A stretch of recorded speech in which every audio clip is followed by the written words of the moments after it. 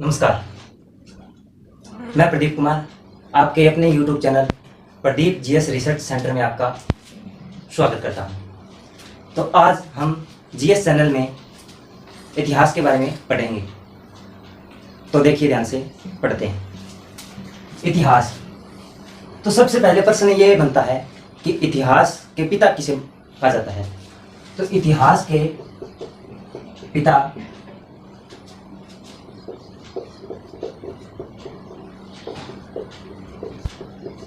पिता हेरोडोटस को मानते हैं। ठीक है। हेरोडोटस ने एक बुक लिखी थी जिसका नाम था हिस्टोरिका। हेरोडोटस ने एक बुक लिखी थी जिसका नाम था हिस्टोरिका। ये जो हेरोडोटस था ये यूनानी था, यूनान का रहने वाला था। ठीक है जी। उसके बाद में हम इतिहास को देखते हैं। तो इतिहास दो शब्दों से मिलकर बना है, इति प्लस में हास। इति प्लस में हास। इति का मतलब होता है जी बीता हुआ, और हास का मतलब होता है जी घटित, घटित हुआ। यानी इतिहास दो शब्दों से मिलकर बना है, इति प्लस हास। इति का मतलब होता है बीता हुआ और हास का मतलब होता है घटित। उसके बाद में हम इतिहास टॉपिक उठाया है। तो इतिहास किसका इतिहास पढ़ेंगे हम। तो आज हम पढ़ने जा रहे हैं भारत का इतिहास। तो जो भारत का इतिहास है, देखिए भारत का इतिहास। तो भारत का इतिहास पढ़ने से पहले हम क्या करेंगे कि भारत के बारे में कुछ जानेंगे कि भारत क्या है। तो भारत एक उपमहाद्वीप है। क्या है जी? एक उप महाद्वीप है। भारत क्या है? एक उपमहाद्वीप है जो उत्तर से हिमालय पर्वत से और दक्षिण की बात करें तो सागरों से घिरा हुआ एक उपमहाद्वीप है। उसके बाद में चर्चा करें हम कि जो भारत है, भारत इसको भरतों का देश कहा जाता है जी। भरतों का देश कहा जाता है। और जो इसमें निवास करते हैं, जो नागरिक हैं, उनको क्या बोला जाता है? उनको भरत की संतान बोला जाता है। भरत की संतान बोला जाता है। और जो भरत है, भरत एक कबीले का नाम था जी। और हम बात करें भारत की और, तो भारत में कुछ लेखक आए थे, कुछ यात्री आए थे, घूमने के लिए आए थे, कोई व्यापार के उद्देश्य से आया था। तो भारत को वे जम्मू द्वीप बोलते थे, यानी जामुनों का देश। उसके बाद में बात करें कि जो ईरान के जो लोग थे, ईरानी जो लोग थे, ईरानी, वो इसे सिंधु नाम से जानते थे। सिंधु नदी है ना, सिंधु नदी, उसके नाम से जानते थे। परंतु वो सिंधु न कहकर इसको बोलते थे जी हिंदू। क्या बोलते थे? हिंदू बोलते थे जी। हिंदू है वो एक फारसी भाषा का शब्द है, और इस हिंदू से ही निकल के आया है हिंदुस्तान।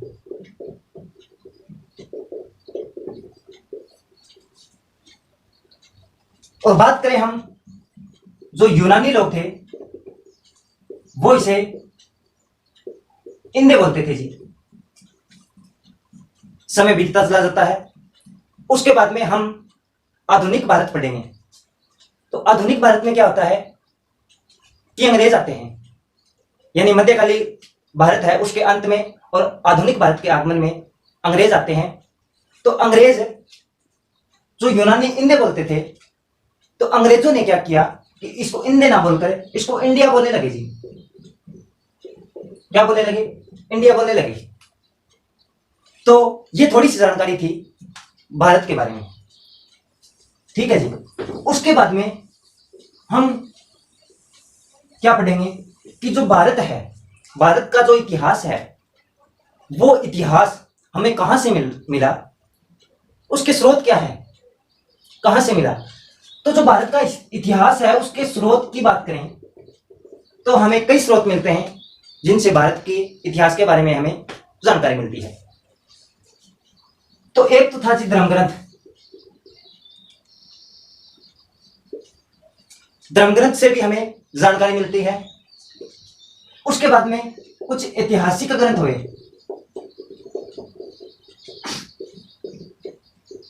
ग्रंथ से भी हमें जानकारी मिलती है। उसके बाद में जो अदर देश के लोग थे, अदर कंट्री के लोग थे, वो भारत में आए। तो जो वो भारत में आए तो वो क्या थे, वो थे जी विदेशी। तो हमें भारत के स्रोत के रूप में एक विदेशी यात्रा का भी, विदेशी यात्रा से भी कुछ स्रोत मिलते हैं। विदेशी यात्रा यानी उन्होंने कुछ पुस्तक लिखी थी, जैसे वेनसांग आया था, एक चीनी यात्री था, उसने शियू की नाम पुस्तक लिखी थी। तो उससे हमें भारत के इतिहास के बारे में स्रोत मिलते हैं। उसके बाद में हम बात करें कि जो पुरातत्व के जो अवशेष मिले उनसे भी हमें भारत के इतिहास की जानकारी मिलती है। तो ये कुछ स्रोत थे, क्या थे, स्रोत थे, इनसे हमें भारत के इतिहास की जानकारी मिलती है। तो इन पर हम टिप्पणी करते हैं, देखिए ध्यान से।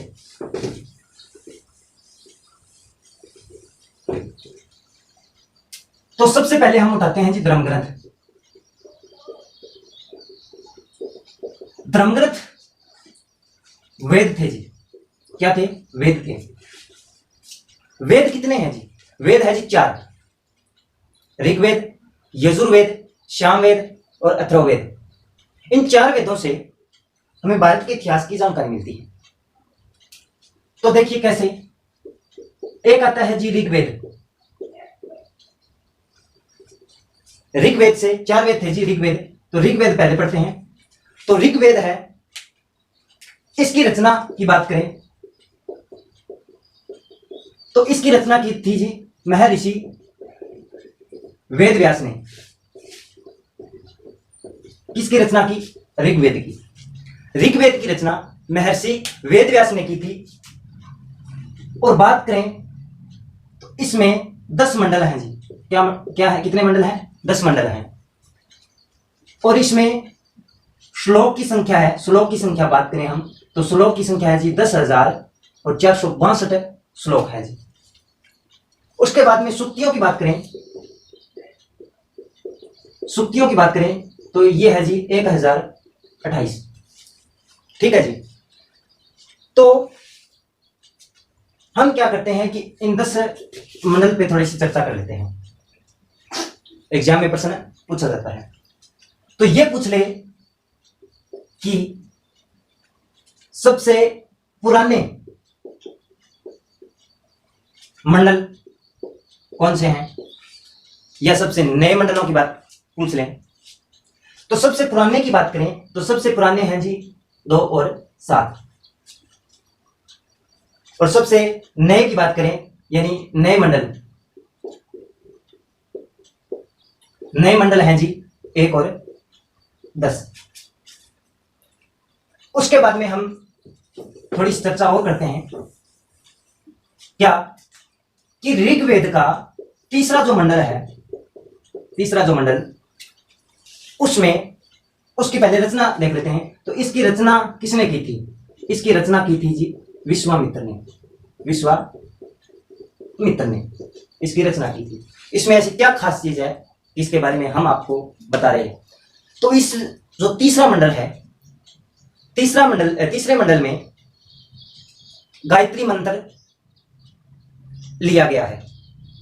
गायत्री मंत्र किसको समर्पित था, तो गायत्री मंत्र सूर्य देव को समर्पित था। और इन्होंने, विश्वामित्र ने इसको समर्पित किया था जी सावित्री को। किसको, सावित्री को। तो तीसरे मंडल में गायत्री मंत्र मिलता है और यह समर्पित था सावित्री को समर्पित था। इसके बाद में हम बात करें मंडल 8 की, तो जो मंडल 8 है, इस 8 में कुछ श्लोक हैं, कुछ ऋचाएं हैं, तो इनको 8वें मंडल में खील बोला जाता था, खील बोला जाता था। ठीक है जी। उसके बाद में बात करते हैं हम 10वें मंडल की। मैं सारी इसलिए नहीं पढ़ा रहा हूं कि एग्जाम ऑफ पॉइंट से ये जो मैंने बताए हैं ये इंपॉर्टेंट है। तो जो 10वां जो मंडल है उसमें 2 बातें हैं जी। क्या बातें हैं? पहली बात तो ये है कि 10वें मंडल में जो वर्ण थे 4 वर्णों में बांटा हुआ है, 4 वर्णों में बांटा हुआ है। और 10वें मंडल में एक युद्ध का जिक्र है जी, एक युद्ध का जिक्र है। ये युद्ध, पहले युद्ध की बात कर लें। युद्ध था वो सुदास और 10 राजाओं के बीच में हुआ था। 10 राजा थे और दूसरी तरफ एक सुदास था। जीत यहां पे सुदास की होती है। उसके बाद में हम चर्चा करें 4 वर्ण कौन कौन से थे। तो 4 वर्ण थे, 4 वर्ण थे जी। एक का नाम था ब्राह्मण, दूसरे का नाम था जी स्त्रिय, वैश्य और शूद्र। 4 वेद थे, 4 वर्ण थे, वेद नहीं थे, सॉरी, इसके लिए 4 वर्ण थे। 10वें वेद में यह बताया गया है कि ये जो 4 वर्ण थे इनमें जो ब्राह्मण है, ब्राह्मण ये ब्रह्मा जी के मुख से पैदा हुए हैं। उसके बाद में चर्चा करें हम स्त्रिय की, तो ये भुजाओं से पैदा हुए। उसके बाद में बात की जाए वैश्य की, तो वैश्य ये जांघों से, ब्रह्मा जी की जांघों से पैदा हुए हैं। और शूद्र चरणों से पैदा हुए हैं। अभी मैंने एक शब्द बोला है चरण, तो चरण हमने यूज क्यों किया है? तो जो गुरु होता है, जो एक या ईश्वर होता है या धर्मगुरु होता है, उनके जो पैर होते हैं उनको पैर न कहकर चरण बोला जाता है सम्मानित करने के लिए। तो ब्रह्मा जी के जो चरणों से जो पैदा हुए हैं उनका नाम है जी शूद्र। ठीक है। ये किस मंडल में बताया गया है? ये ऋग्वेद के 10 मंडलों में से 10वें मंडल में 4 वर्णों के बारे में टिप्पणी की गई है। उसके बाद में बात करते हैं हम कि जो ऋग्वेद है उसमें जो श्लोक है, ऋचाएं हैं, उनका जो पाठ करता है, पाठकर्ता को बोलते हैं पौत्री। ठीक है जी। और ऋग्वेद की आपको रचना बता दी थी, महर्षि वेदव्यास ने इसकी रचना की थी। उसके बाद में बात करते हैं हम अगले वेद की, तो वो वेद आता है जी यजुर्वेद।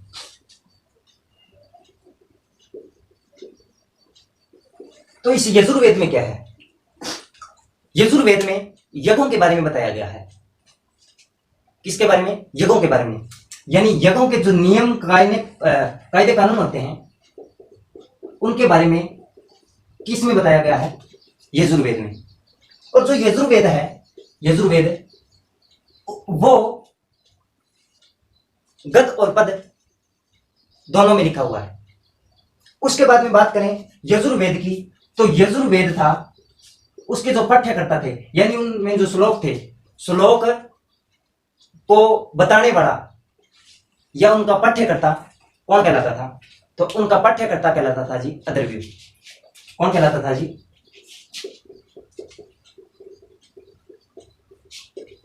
अदर्व्यु कहलाता था जी। उसके बाद में बात करते हैं हम श्यामवेद की। तो श्यामवेद की बात करें तो श्यामवेद में आपको श्याम नजर आ रहा है ना? श्याम नजर आ रहा है। तो उस श्याम का मतलब क्या है? उस श्याम का मतलब संगीत है। क्या है? संगीत है। इस श्याम का मतलब क्या है? संगीत है। ठीक है जी। तो श्यामवेद को संगीत का जनक माना जाता है, श्यामवेद को संगीत का जनक माना जाता है। और श्यामवेद में जो संगीत के 7 स्वर हैं, सा रे गा मा पा धा नि सा, वो इसी से लिए गए हैं। और जो श्यामवेद का जो पाठ करता था उसको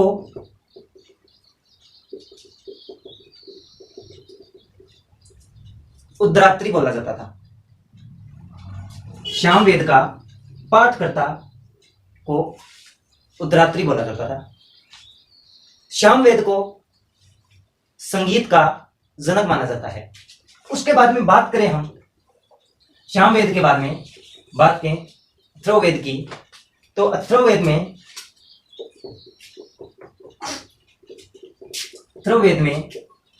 किस चीज का जिक्र है? तो अथर्ववेद में हमें जो जादू टोने होते हैं, जो अंधविश्वास होता है, या जड़ी बूटियों के बारे में, वनस्पतियों के बारे में कौन बताता है? अथर्ववेद बताता है। उसके बाद में बात करें हम कि जो ये अथर्ववेद है, इनसे इसका पाठ्यकर्ता या पाठकर्ता और इसकी रचना, तो जो अथर्ववेद है इसकी रचना अथर्वा ने की थी, ऋषि अथर्वा ने की थी।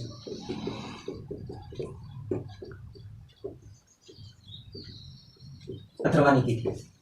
उसके बाद में जो इसका पाठ करता होता है वो कहलाता है जी अथर्वा। ठीक है जी। तो हमने श्यामवेद के बारे में, ऋग्वेद के बारे में, यजुर्वेद के बारे में, अथर्ववेद के बारे में पढ़ा। अभी क्या हुआ कि ये थे धर्म ग्रंथ थे। उसके बाद में इतिहास की जानकारी हमें ऐतिहासिक ग्रंथ से भी प्राप्त होती है। तो देख लेते हैं जी ऐतिहासिक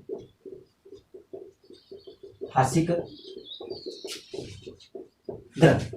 ठीक है जी।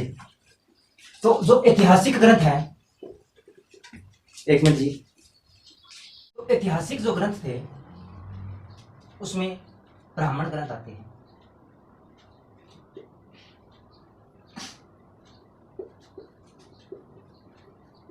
ग्रंथ आते हैं। तो जो 4 वेद पढ़ाए थे, कौन कौन से पढ़ाए थे? एक ऋग्वेद, एक यजुर्वेद, सामवेद, अथर्ववेद, ये 4 वेद पढ़ाए थे। इनकी व्याख्या करने के लिए ब्राह्मणों ने क्या किया कि ग्रंथों का निर्माण किया। वो किस प्रकार से थे देखिए। तो सबसे पहले हम वेद यहां वेद लिखेंगे, उसके बाद में यहां ब्राह्मण ग्रंथ लिखेंगे,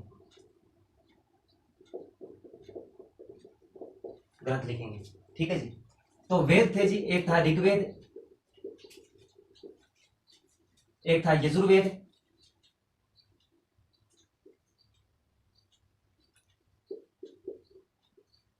एक था सामवेद और एक था अथर्ववेद।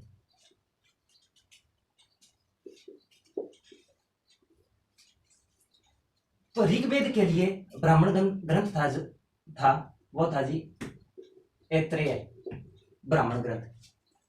उसके बाद में यजुर्वेद की बात करें तो यजुर्वेद के लिए ब्राह्मण ग्रंथ बना था जी सतपथ।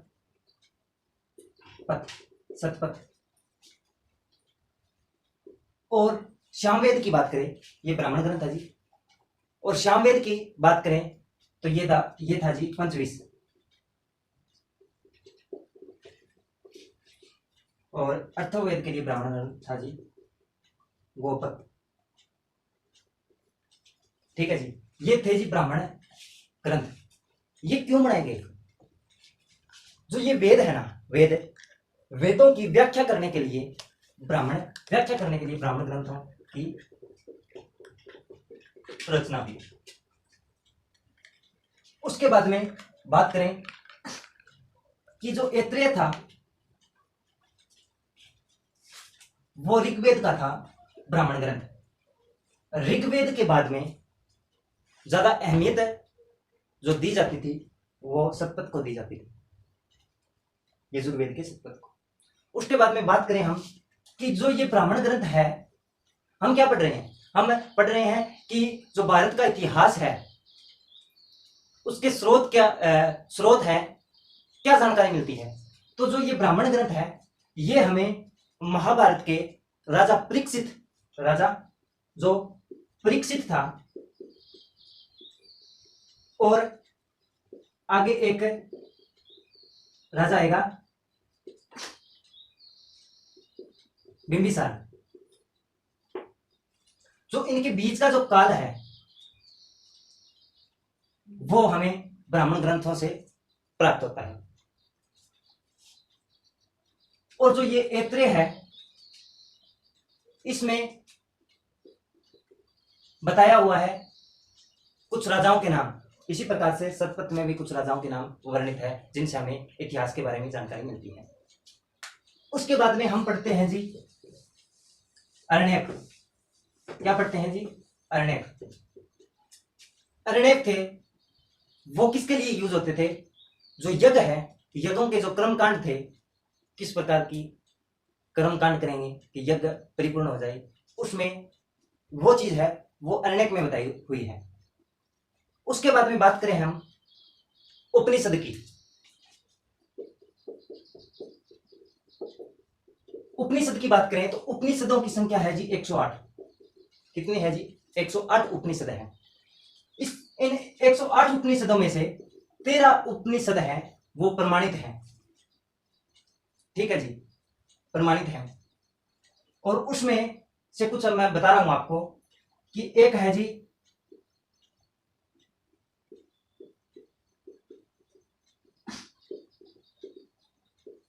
मंडकोपनिषद। इसमें से जो सत्यमेव जयते है,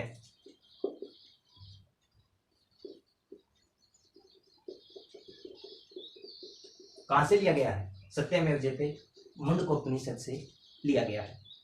उसके बाद में बात करें हम मांडुक्योपनिषद की, मांडुक्योपनिषद की, तो इसमें से सत्यम शिवम सुंदरम वो इससे लिया गया है।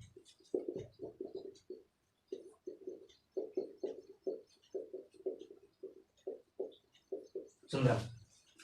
ठीक है जी। तो जो उपनिषद है उनकी संख्या है जी 108। उसमें से 13 है वो क्या है? प्रमाणित है।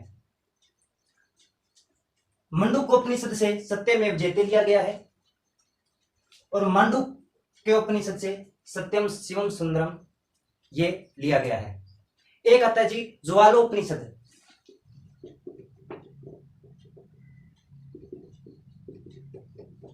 इसमें 4 आश्रमों के बारे में बताया गया है।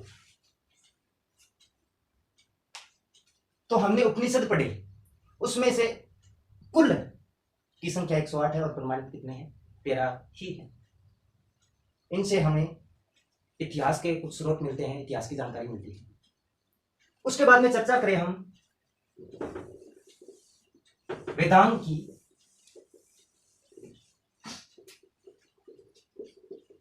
वेदांग एवं सूत्र की बात करें तो वेदांग की संख्या है जी 6। वेदांग की कितनी संख्या है? 6 संख्या है। अभी 6 संख्या देखिए।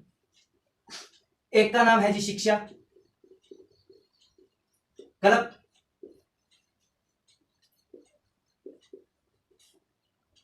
निरुपत, छंद, व्याकरण, ज्योतिष। ये 6 वेदांग है जी। इन 6 वेदांगों में भी हमें इतिहास के बारे में जानकारी मिलती है। और एक सूत्र है जी गौतम ब्रह्मसूत्र, इनसे भी हमें जानकारी मिलती है। उसके बाद में हम बात करते हैं जी और कहां कहां से जानकारी मिलती है? पुराणों से जानकारी मिलती है। तो पुराणों की संख्या की बात करें तो पुराणों की संख्या है जी 18। पुराणों की संख्या कितनी है? पुराणों की संख्या है जी 18। अग्नि पुराण, वायु पुराण, ब्राह्मण पुराण है। तो ये कुछ क्या है? पुराण है जी। इन पुराणों से भी हमें इतिहास की जानकारी मिलती है। उसके बाद में बात की जाए महाकाव्य की, तो दो महाकाव्य जी, कितने महाकाव्य है? दो का महाकाव्य है। एक का नाम महाभारत है, तो दूसरे का नाम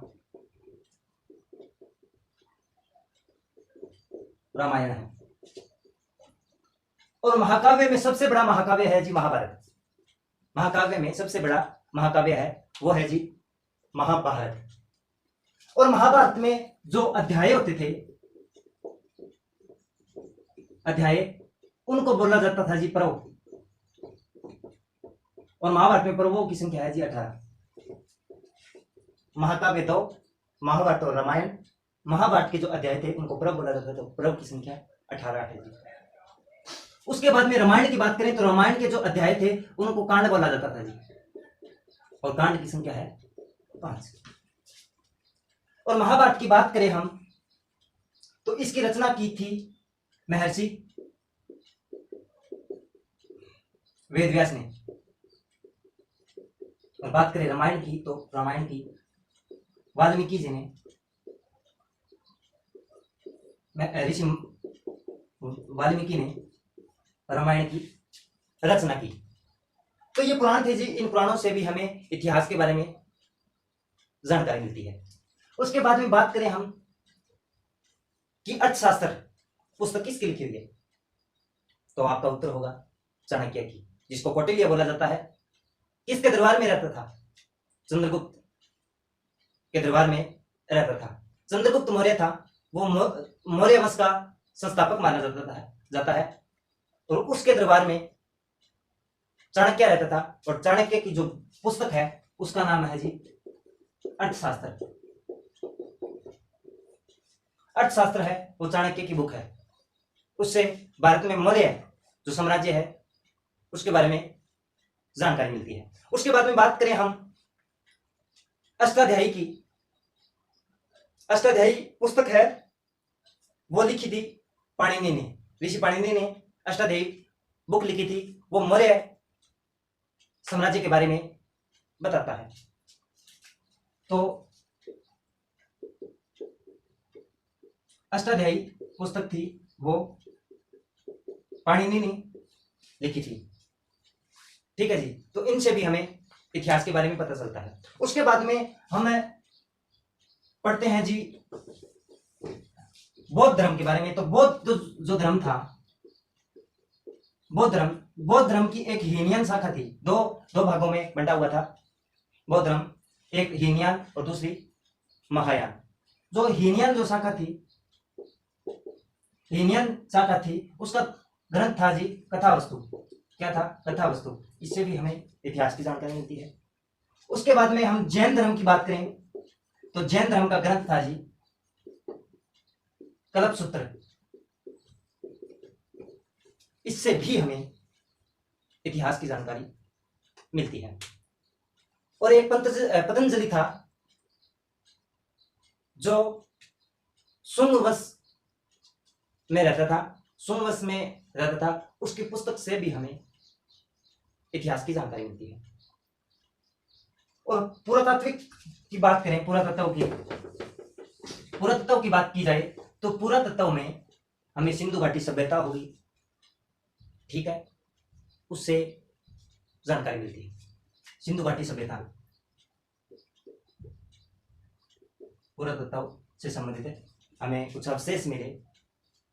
तो जो पुरातत्व जो विभाग है उसका जनक माना जाता है जी अलेक्जेंडर कनिंघम को। किसको?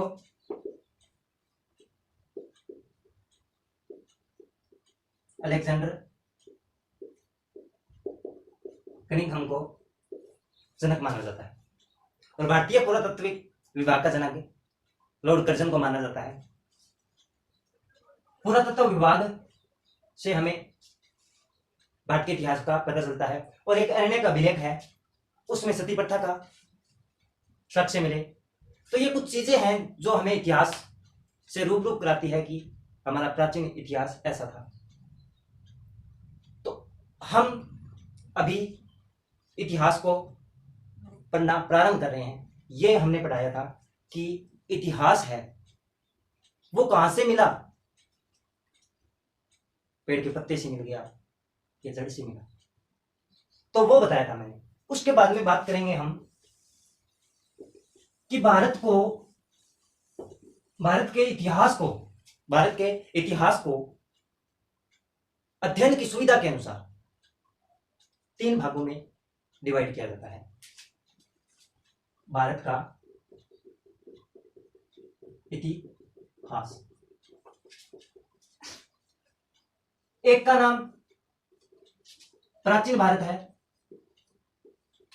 दूसरे का नाम मध्यकालीन भारत है और तीसरे का नाम आधुनिक भारत है। अध्ययन की सुविधा के अनुसार 3 भागों में डिवाइड कर दिया। तो हम अभी पढ़ना स्टार्ट करते हैं।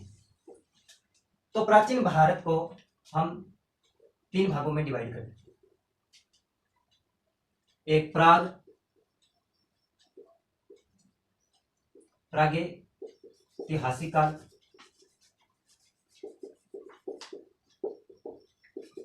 एक अर्धैतिहासिक काल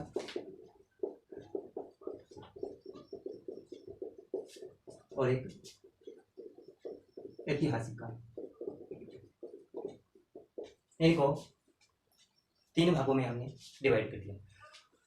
तो जो प्राग ऐतिहासिक काल था, ये था जी जहां से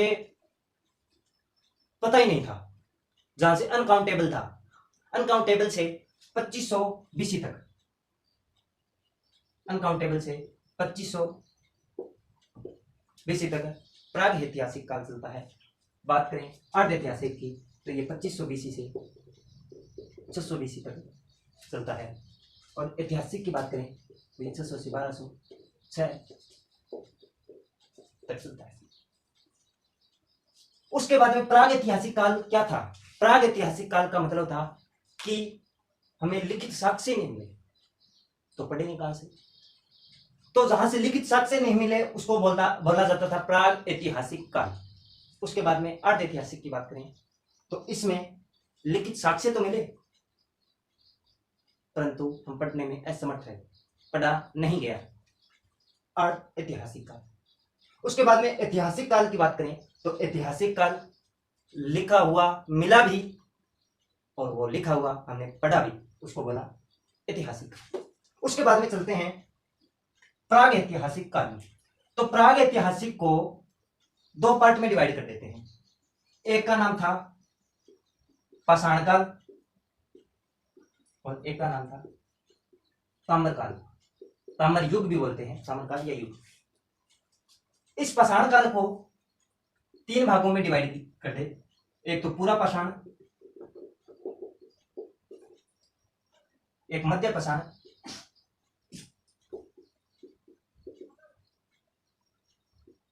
और एक नव पाषाण। ठीक है जी, ये प्राग ऐतिहासिक काल 2 काल में डिवाइड हो गया, एक पाषाण काल और एक ताम्र। पाषाण काल 3 में हो गया, एक पूरा, मध्य और नव पाषाण काल। पूरा पाषाण से क्या मिला? पूरा पाषाण से आग की खोज का पता चला। तो पूछ लिया जाए कि आग की खोज कब हुई, तो इतिहास के पाषाण काल में पूरा पाषाण काल जो है उससे हमें आग की खोज का वर्णन मिलता है। इसमें जी आग की खोज हुई। उसके बाद में मध्य पाषाण की बात करूं तो मध्य पाषाण में हमें कृषि की साक्ष्य मिली, नहीं कृषि की साक्ष्य नहीं, इसमें हमें पशुपालन मिला, पशुपालन के बारे में मिला। ठीक है जी, तो जो मध्य पाषाण था इसमें पशुपालन मिला। और नव पाषाण की बात करें तो इसमें क्या मिला? इसमें मिला जी कृषि, स्थायी निवास और पहिए की खोज भी नव पाषाण में हुई। पहिए की खोज भी नव पाषाण का है। तो ये था जी कुछ छोटा सा कि पूरा पाषाण में आग की खोज हुई, मध्य पाषाण में पशुपालन, नव पाषाण में कृषि, स्थायी निवास और पहिए की खोज हुई। उसके बाद में हम थोड़ा सा और डीप में जाते हैं, ये दिखाई नहीं दे रहा है इसलिए मैं इसको रफ कर रहा हूं। जो प्राग ऐतिहासिक काल है, प्राग ऐतिहासिक काल में देखिए, प्राग ऐतिहासिक काल में क्या मिला कि सबसे पहले जो धातु यूज हुई थी वो तांबा, उसके बाद में पालतू पशु बनाया था कुत्ता को। उसके बाद में बात करें हम कि औजार की, तो औजार कुल्हाड़ी था, धातु तांबा थी, पालतू पशु बनाया कुत्ता, और औजार की बात करें तो वो थी जी कुल्हाड़ी। उसके बाद में बात करें हम आर्ध ऐतिहासिक काल की, तो बने रहिए और देखते रहिए प्रदीप जीएस रिसर्च सेंटर। अभी बात करते हैं जी आर्ध ऐतिहासिक काल। आर्ध ऐतिहासिक काल में क्या मिला?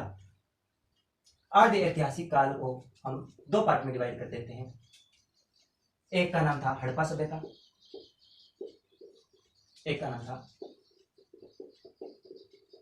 वैदिक सभ्यता। जो आर्ध ऐतिहासिक काल था वो 2500 बीसी से और 600 बीसी तक था। बीसी का मतलब होता है बिफोर सेंचुरी। बीसी के बारे में थोड़ी सी जानकारी और बता देता हूं आपको। ये क्यों लिखते हैं? इसका मतलब होता है ईसा पूर्व। ईसा, इसको ऐसे नहीं, ऐसे लिखा जाता है ईसा पूर्व। तो ये क्यों लिखा जाता है? तो ये इसलिए लिखा जाता है कि जो ग्रेगोरियन कैलेंडर है जी, ग्रेगोरियन कैलेंडर में जो उनका धर्मगुरु था ईसाइयों का, ईसा मसीह बोलते थे उनको, नाम से जाने जाते थे। तो ईसा मसीह के जन्म से जो पहले थे, पहले यानी पूर्व, ईसा मसीह के पूर्व, जन्म के पूर्व थे, उसको ईसा पूर्व कहा गया। और ईसा मसीह के जन्म के बाद में ईस्वी कहा गया।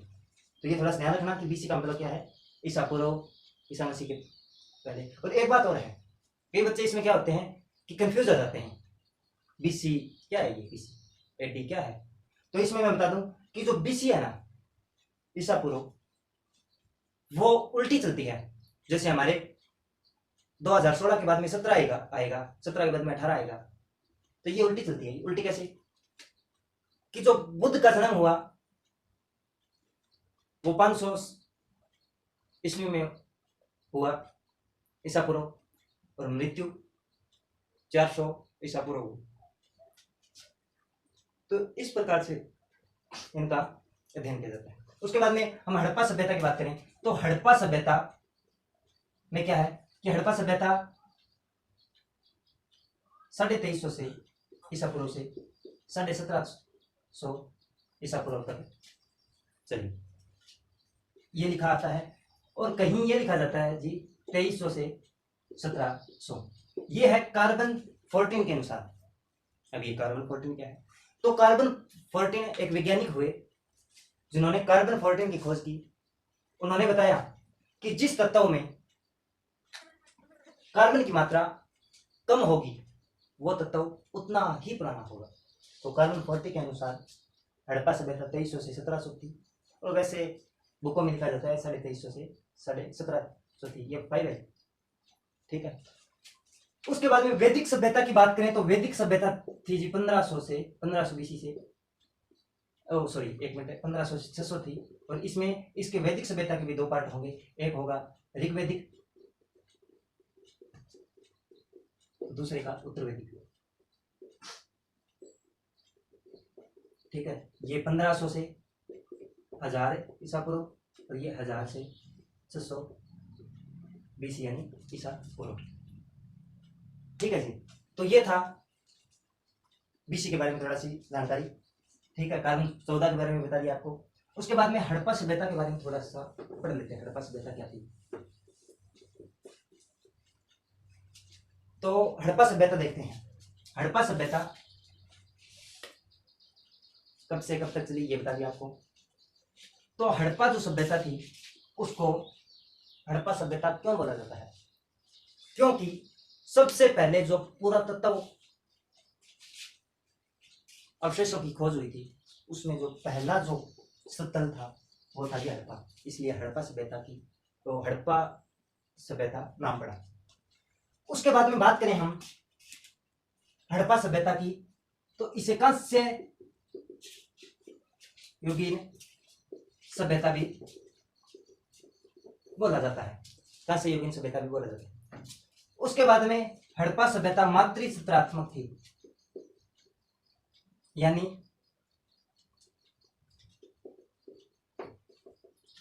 माता की ज्यादा चलती थी।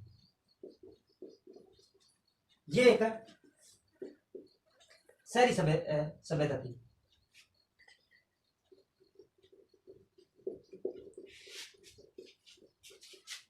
और हड़प्पा सभ्यता की बात करूं तो इसमें नगर नियोजन और जल निकासी के लिए भी प्रावधान थे, निकासी के अवशेष भी मिलते हैं। ठीक है जी। उसके बाद में ये जो हड़प्पा सभ्यता थी ये भाव चित्रात्मक थी।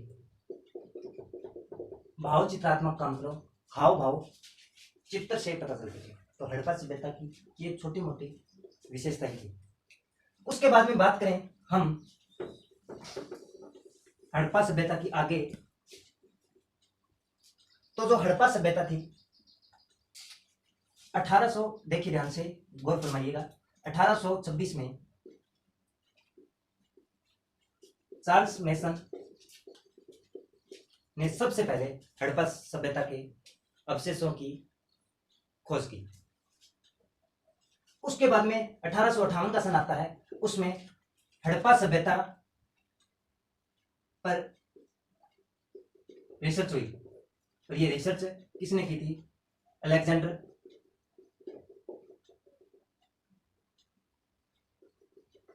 कनिंघम ने। अलेक्जेंडर कनिंघम को पुरातात्विक विभाग का जनक भी माना जाता है। उसके बाद में 1905 में लॉर्ड कर्जन द्वारा क्या किया गया कि लॉर्ड कर्जन द्वारा हड़प्पा सभ्यता के अवशेषों पर रिसर्च करने के लिए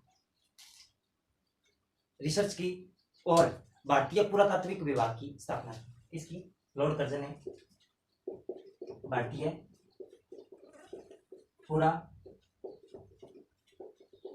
पुरातात्विक विभाग की क्या की स्थापना की, और इसका जो अध्यक्ष था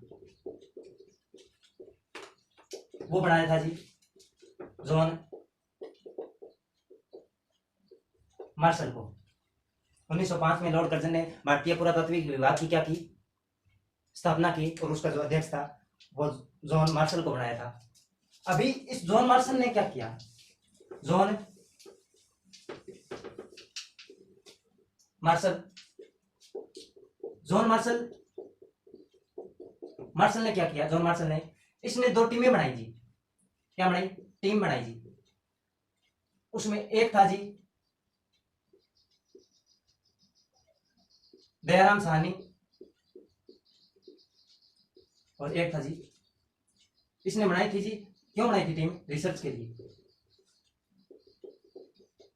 के लिए, टीम बनाई। और दूसरे का नाम था राखल दास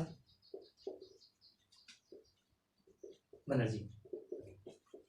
ठीक है जी, दो टीम बनाई। तो दयाराम साहनी ने 1921 में एक स्थल की खोज की, हड़प्पा,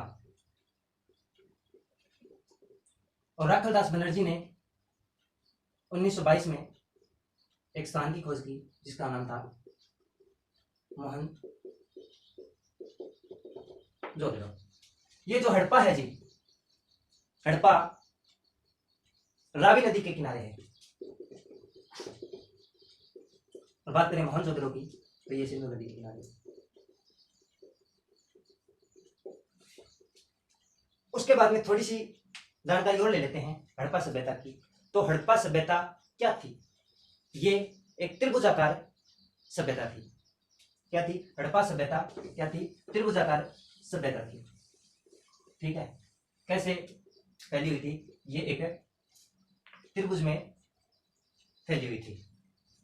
यहां पर मांडा नाम था जो उत्तर में पड़ता है, ये था जम्मू कश्मीर में, जम्मू एंड कश्मीर में, सॉरी कश्मीर में। और ये चिनाब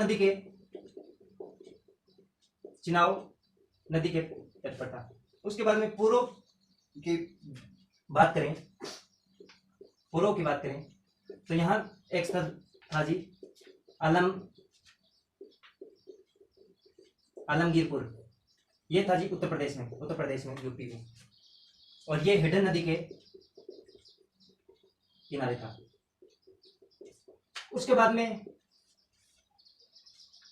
बात करें हम दक्षिण की, तो यहां था जी दया सन। ये था जी,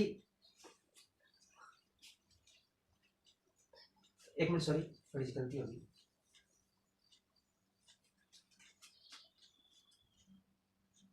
दया मदाना जो दक्षिण में स्थित था, वो था दया बन। ठीक है, ये कहां था? ये महाराष्ट्र में था। ये थोड़ा सा नाम रख दिया मैंने, दया माबन। ठीक है जी, ये था महाराष्ट्र में। और ये था जी गोदावरी नदी के तट पर। उसके बाद में बात करें इसकी, तो ये पाकिस्तान में था जी। ये कहां था? पाकिस्तान में था। पाकिस्तान में था और ये दास्क नदी के तट पर था। इसका नाम था जी सुत कांगे डोर। सुत कांगे डोर था। ये था जी पाकिस्तान में था। और मकराना जिला था। ठीक है जी।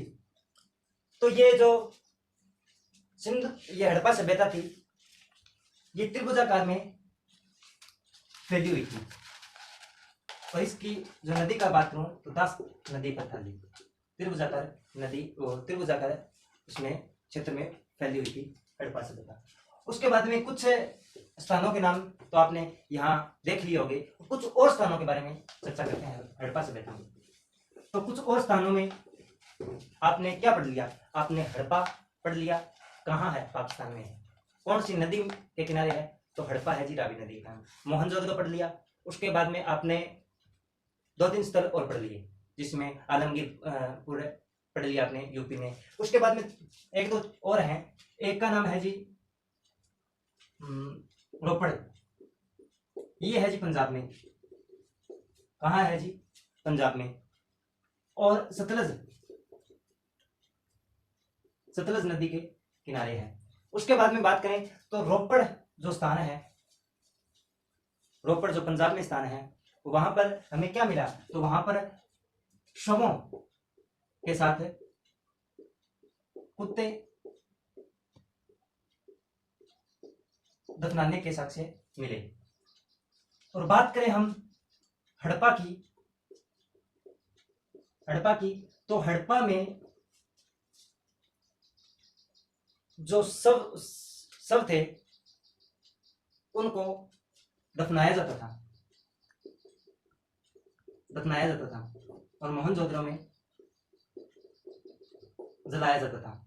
हड़प्पा सभ्यता में लिपि के 64 चिन्ह प्राप्त होते हैं। उसके बाद में बात करें हम लोथल की, तो लोथल है जी गुजरात में है। और कौन सी नदी है जी? भोगमा नदी। कौन सी नदी है जी? भोगमा नदी है। उसके बाद में बात करें हम चंद हुंदड़ों की। लोथल से बहुत ही इंपॉर्टेंट है कि लोथल को हड़प्पा की वाणिज्यिक राजधानी बोला जाता था, इसको लोथल को।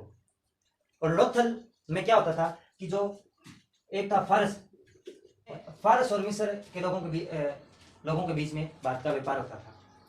और लोथल को हड़प्पा सभ्यता की वाणिज्यिक राजधानी बोला जाता था। उसके बाद में बात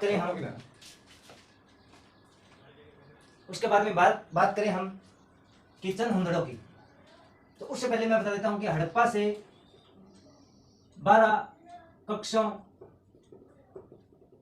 का अन्नागार मिला और R37 समाधि स्थल मिला। और जो हड़प्पा सभ्यता थी, हड़प्पा स्थल, उससे हमें गेहूं और जौ के साक्ष्य भी प्राप्त हुए। तो हड़प्पा से गेहूं और जौ के साक्ष्य भी मिले। उसके बाद में बात करें हम, तो हड़प्पा जो स्थल था, उससे हमें एक और चीज मिली थी। वो क्या थी? उवर्ता की देवी की मूर्ति मिली। किसकी मूर्ति मिली थी? उवर्ता की देवी की मूर्ति मिली। उसके बाद में हम चर्चा कर लेते हैं जी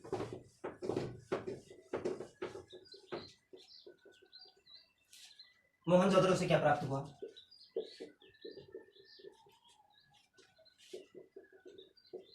मोहनजोदड़ो से हमें सिंधु सभ्यता की सबसे बड़ी इमारत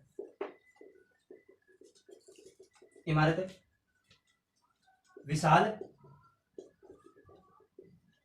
अन्नागार प्राप्त हुई।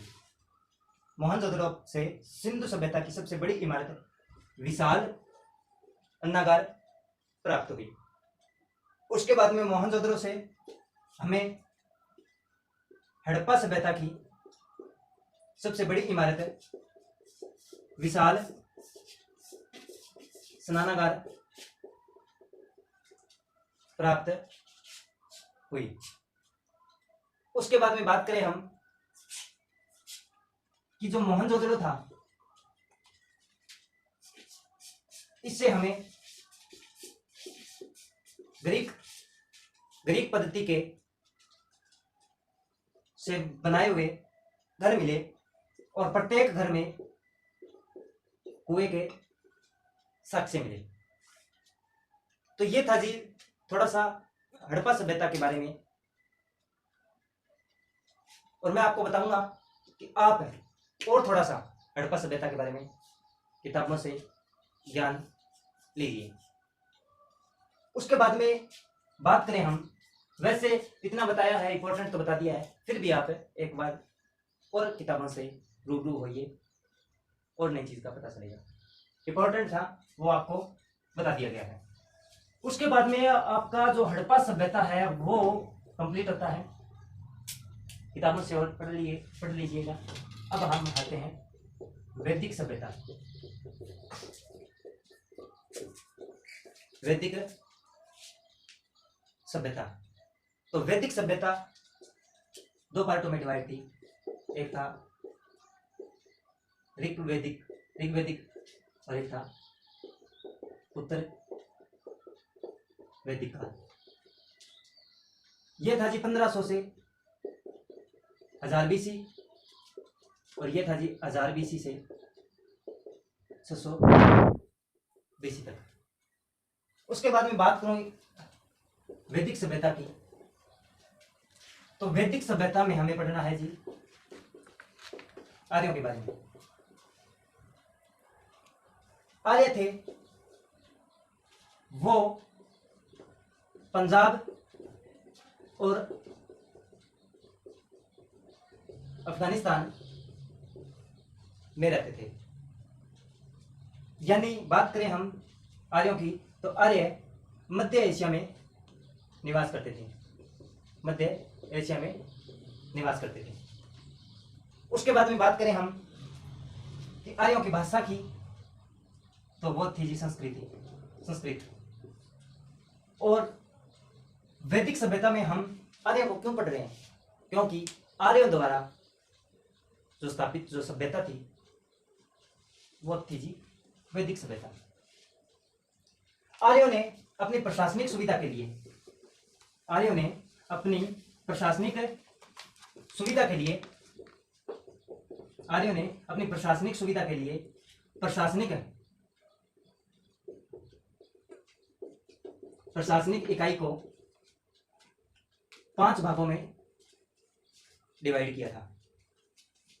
सबसे पहला था कुल, फिर ग्रामीण,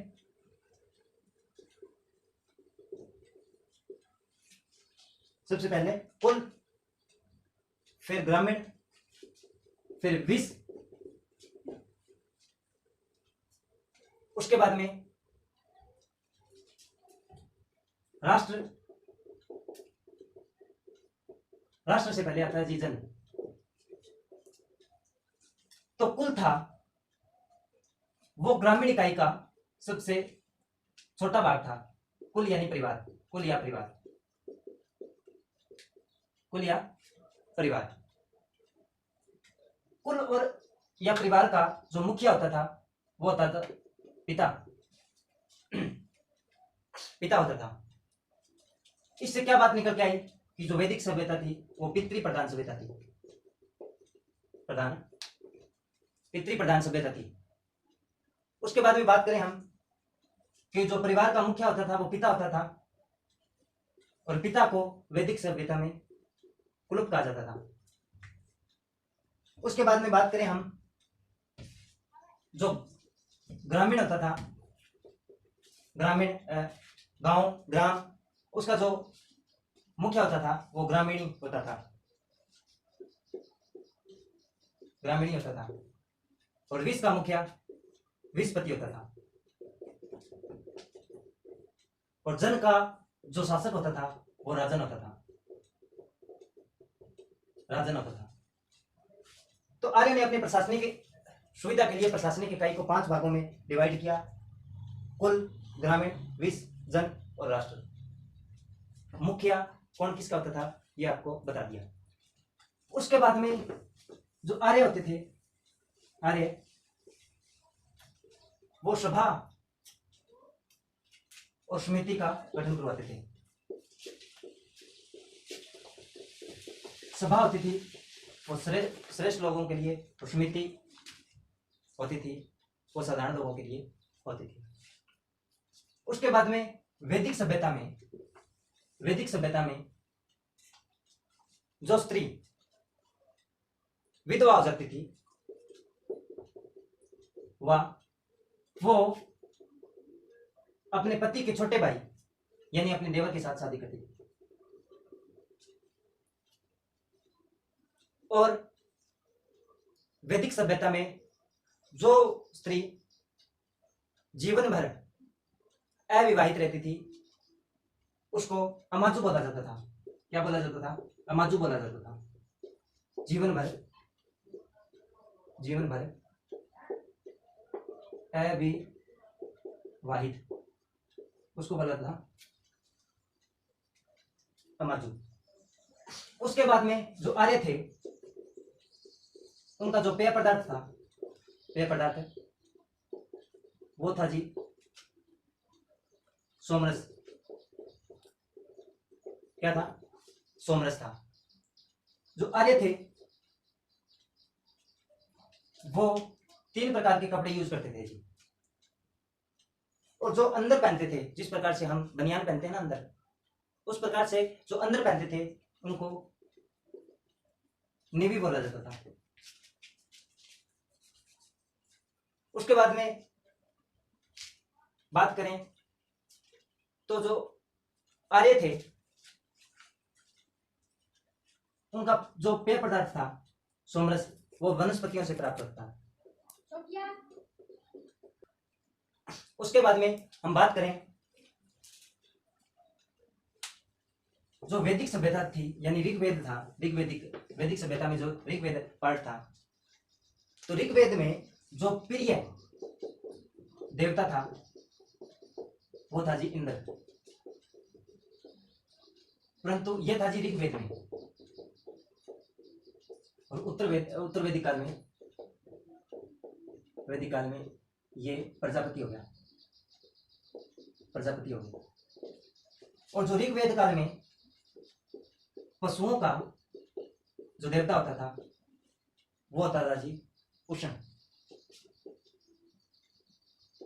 और ये उत्तर वैदिक काल में आने के बाद में शूद्रों का देवता हो गया।